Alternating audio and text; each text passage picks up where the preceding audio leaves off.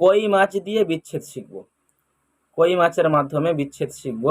এগুলোকে আমরা যেমন আলাগ আলাগ করে দেব, তেমন ওই যে অবৈধ সম্পর্ক, যে পুরুষ মহিলা যে অবৈধ যে কোনো সম্পর্কের, তারাও জিন্দেগিতে এক কাছে হতে পারবে না এবং কোনো কবিরাজ করতে পারবে না, একদম চ্যালেঞ্জ।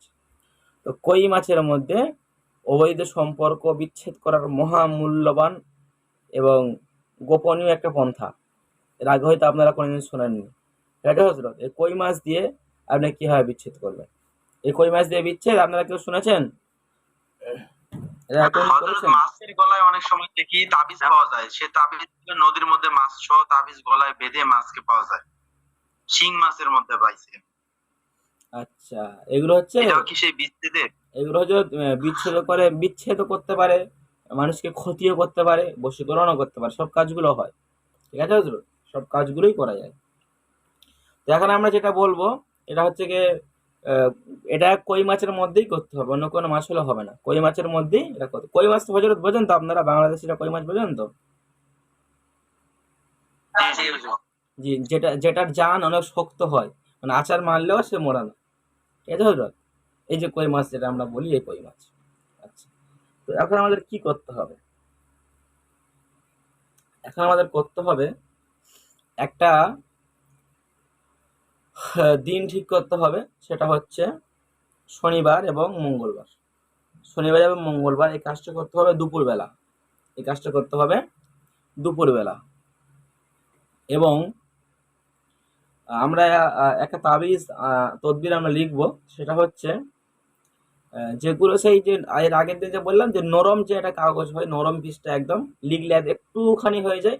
তো এটা আমাদের মাছের পেটের ভিতরে দিতে হবে, এটা আমাদের মুখ থেকে নিয়ে মাছের পেটে যেন চলে যায়, আমাদের সেরকম দিতে হবে, একদম পাতলা টাইপের আমরা একরকম একটা কাগজ নেবো। ঠিক আছে হজরত?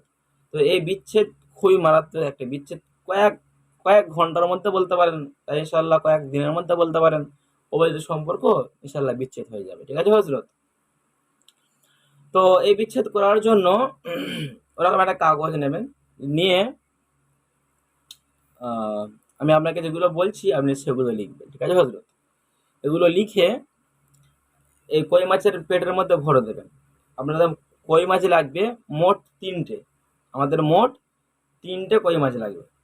3টে কই মাছ 3টে গ্রামের 3টে পুকুরে ফেলতে হবে। বুঝতে পেরেছেন হজরত? ফেলার নিয়মটা সম্পূর্ণটা বলবো। 3টে গ্রামে 3টে পুকুরে, 3টে কিন্তু পাড়ার নয়, 3টে গ্রাম। ঠিক আছে হজরত? 3টে গ্রামের, আর যারা বাংলাদেশে যারা মানে কি পোচকুনি নাকি একটা বলে, যাই হোক, এরকম যে পুকুর যে বোঝেন তো, যে বড় যে জলাশয়, যে আমরা যে পুকুর যেটা বলি, চৌবাচ্চা যেটা বলি আমরা, তো এখানে ফেলতে হবে। ঠিক আছে হজরত? তো এটা 3টে গ্রামের 3টে জায়গাতে এটা ফেলতে হবে। আচ্ছা, তার আগে আমরা আমলটা আগে ভালো মতো শুনে নিই।